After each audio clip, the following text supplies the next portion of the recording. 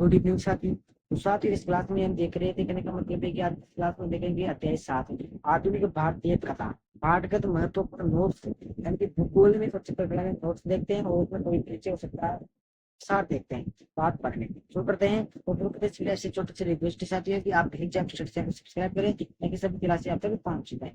पहला टॉपिक है भारत में आधुनिकतावाद का परिचय। तो भारत में आधुनिकतावादी कला के विकास एवं परिचय को निम्नलिखित बिंदुओं से समझा जा सकता है। इसी का 4-5 पार्ट बन जाएंगे साथ ही। पहला टॉपिक 19वीं सदी के मध्य प्रांत तक कला विद्यमानों की स्थापना। अंग्रेजी द्वारा ललित कलाओं को यूरोपीय माना जाता है। अंग्रेजी द्वारा ललित कला को उसको यूरोपीय माना जाता है, यानी कि कहने का मतलब यूरोपीय कला माना जाता है।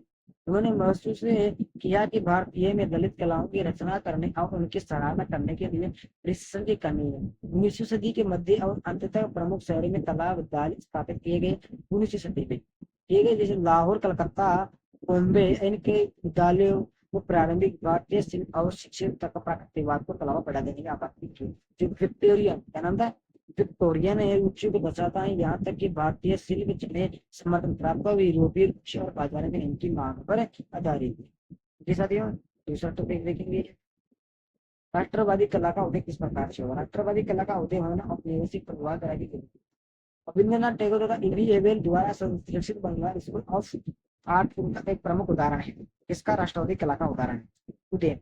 भारत का प्रथम राष्ट्रवादी स्कूल कला भवन, इसकी स्थापना 1919 में स्थापित विश्व भारती विश्वविद्यालय चौकी शांति निकेतन में हुई। साथ ही कहने का यह मतलब है कि स्कूल कला भवन उसकी स्थापना 1919 में हुई थी, और साथ ही नई स्थापना हुई के एक भाग के रूप में हुई थी, जिसकी प्रणा कवि रविंद्रनाथ टैगोर ने की थी। किसने की थी? रविंद्रनाथ टैगोर ने की थी।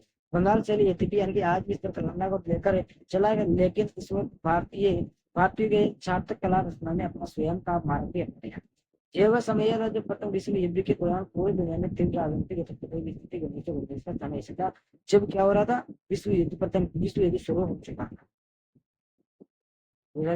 तीसरा टॉपिक आता है फिर हमारे पास कला पत्रिकाओं द्वारा आधुनिक यूरोपीय कला का आधुनिक भाग। तो कलकत्ता में लगी प्रसिद्ध बहुबस प्रदर्शनी के अतिरिक्त उस समय प्रचलित कला पत्रिकाओं के द्वारा भी आधुनिक यूरोपीय कला ने भारतीय कलाकारों को प्रभावित किया। टैगोर परिवार से जुड़े कलाकार जैसे गगनेन्द्र नाथ और कवि चित्रकार रविंद्रनाथ क्यू बीजम और अभिव्यक्तिवाद के राष्ट्रीय रुझानों के बारे में जाने। और जिसने शैक्षिक यथार्थवाद को नकार दिया और अमूर्तता के साथ प्रयोग किया। उनका मानना था कि कला को दुनिया की नकल करने की आवश्यकता नहीं है। जो भी कला करते हैं उसको दुनिया की नकल करने की जरूरत नहीं है, लेकिन रूप रेखाओं और रंग रंगारेख से उनके जीवन की दुनिया बनाए एक परिदृश्य की जीवन को दर्शाने वाली एक अमूर्त भी कहा जा सकता है। यदि हमारा ध्यान रूप रेखाओं तथा रेखा क्या नाम है यहाँ पर रंगारेख द्वारा निर्मित अमूर्त डिजाइन की ओर आकर्षित करता है।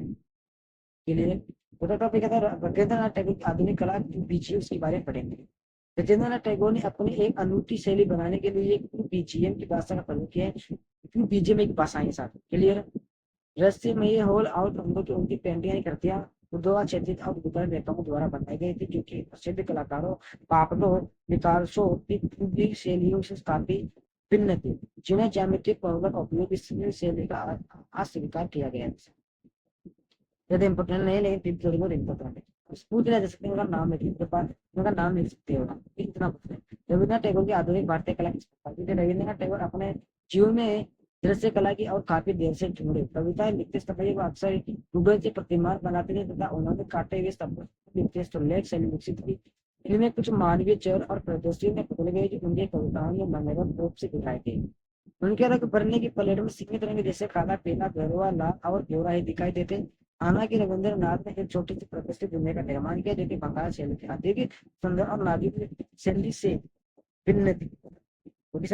अक्सर मुगल और पहाड़ियों लघु चित्रों के साथ साथ अजंता के भित्तियों की प्रेरणा लेती है। अजंता गुफाओं के भित्ति चित्रों की प्रेरणा लेती है। छठा था विनोद बिहारी मुखर्जी एवं रामेश्वर देव द्वारा आसपास के पर्यावरण समुदाय का चित्र। तो 1921 और 1922 में नंदलाल बोस कला भवन में शामिल हुए। कौन? नंदलाल बोस। रविंद्रनाथ टैगोर के तौर पर उनके प्रशिक्षण उन्हें कला में राष्ट्रवाद के सभा परिचित करवाया, लेकिन इसने उनको अपने छात्रों और अन्य शिक्षक कलात्मक अभिव्यक्ति के नए रास्ते तलाशने की अनुमति देने से नहीं रोका। विनोद बिहारी मुखर्जी तथा रामकर बेज बोस की सबसे रचनात्मक छात्र में से पर बहुत विचार किया। दुनिया को कैसे समझा जाए कि उन्होंने स्केचिंग और पेंटिंग की अनोखी शैली विकसित की गई, जिसमें न केवल उनके आसपास का पर्यावरण जैसे कि वनस्पति और जीव को दिखाया गया, अपितु वे भी दिखाए गए जो वहां रहते थे। शांति निकेतन के बाहर इलाके में संतान जनजाति की बड़ी आबादी थी। ये कलाएं प्राय उन्हें चित्रित की और उन्हें आधार पर मूर्तियां बनाते थे। उनके अलावा साहित्यिक संरक्षण के विषय में उनकी रुचि थी। सातवां पॉइंट आता है मध्य युगीन संस्कृति चित्र का चिंतन। रामायण और भारत, रामायण और महाभारत जैसे प्रसिद्ध महाकाव्य के ऊपर पेंटिंग बनाने के बजाय विनोद या माध्यम में आकर्षित हुए।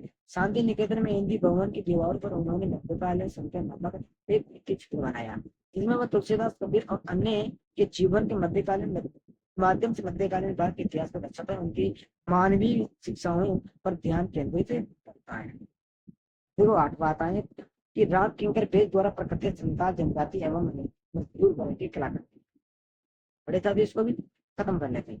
राम किंकर भेद एक कलाकार था जिसने अपने आप को प्रकृति का अंश बनाने के लिए समर्पित कर दिया। उनकी कला उनके अनुभवों को प्रतिबिंबित करती है। उनकी लगभग सभी मूर्ति और पेंटिंग उनके वातावरण या प्रत्येक सदाई के रूप में बनाए गए हैं।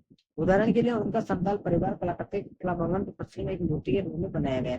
उनका परिवार का क्या नाम है? संताल परिवार था, और उन्होंने किसके रूप में? कलाकृति के रूप में बनाया गया था। इसे रोजमर्रा के कार्य करने के लिए बाहर जाते हुए संताल परिवार की यह मूर्ति एक जीवन से भी बड़ी कलाकृति के अलावा इसका निर्माण आधुनिक सामग्री से हुआ, इसमें सीमेंट के छोटे पत्थरों को साथ मिलाया तथा धातु के कवच की सहायता से उसे एक रूप दिया। और उन्होंने अंदाज टीका था जो मूर्ति के अलावा डीपी राव चौधरी की उपयोग है, जिन्होंने सेक्सी के अथर्वाद में इस्तेमाल किया श्रम की जीत नामक छोटे मजदूर वर्ग के परिश्रम दिखाने के लिए किया था। नवाते भी जेमिनी राय की कलाकृति कौन कौन सी थी? यदि विनोद बिहारी के राम किंकर पेज के लिए एक ग्रामीण समुदाय महत्वपूर्ण था, तो जेमिनी राय की कला इस संबंध में प्रासंगिक थे। रविंद्रनाथ टैगोर के छात्र होने से उन्होंने महसूस किया कि शिक्षण कला से आगे बढ़ाना बेहतर है। उन्होंने देखा है ग्रामीण बंगाल की कोई कला तथा विकास और कोई जैसे यूरोपीय आचार्यों की आधुनिक चित्र के काफी समानता है। आखिरकार पिकासो अफ्रीकी फोटो के निर्भीक रूपों से सीखने के बाद विजन पहुंचे। एक भाषा भी एक स्थान भी साथ है। राय ने भी साधारण और रंगों का प्रयोग किया। गांव कलाकारों की भांति उनके भी सब्जियों तथा खनिज लवणों से अपने रंग बनाए। उनके परिवार से लोगों द्वारा उनकी कला को आसानी से प्रकृति की पुनः बनाना कर लिया। या जैसे गांव में कारीगरी किया गया था किया था। लेकिन राय के कलाकार थे गाँव के कलाकारों से पहले इसलिए थी क्योंकि अपने चित्रण में दस्तखताएं करते थे, सारे दस्तखत करते थे, दस्तखतें हस्ताक्षर करते थे। उनकी शैली अद्वितीय रूप से व्यक्तिगत शैली के रूप में देखी जाती थी। कला में स्कूल में शैक्षिक प्रतिवाद कलाकार राजा रवि वर्मा की भारत दोनों से भिन्न थी। साथ ही कुछ बंगाल शैली के कलाकार द्वारा प्रचलित की गई नाजुक शैली से भी अलग थी। साथ ही 10 बात है कि अमृता शेरगिल की आधुनिक वाद्य कला। अमृता शेरगिल आदि हंगेरियन आदि भारतीय एक अद्वितीय महिला कलाकार की ऊपरी गिनी भूमि से देश के रस्तक होगा आधुनिक पाठ्य कला को अत्यधिक योगदान दिया। अन्य लोगों से भिन्न उन्हें पेरिस की कुछ शिक्षण किया गया तथा उनका अनुभव यूरोपीय आधुनिक कला के प्रभाव की प्रवृत्ति से हुआ। बात को अपना आधार बनाने के लिए उन्होंने भारतीय विशेषताओं और चित्रों की कला विकसित की है करने का कार्य किया। अमृता शेरगिल ने यूरोपीय आधुनिकता के साथ भारतीय कला के लघुचित्र और वित्तीय चित्र रचनाओं में साथ में किया था। ये तो पूरी हमारे 10 टॉपिक साथियों उनकी हमारे 10 मिनट की क्लास के साथ इसमें कंप्लीट कर लिया साथियों। फिर इसके यहाँ और ज्यादा नोट्स देखेंगे। इनके लगभग आपके 4 पार्ट बनेंगे, 4 या फिर 5। ओके, 4 5 पे देख रहे हैं।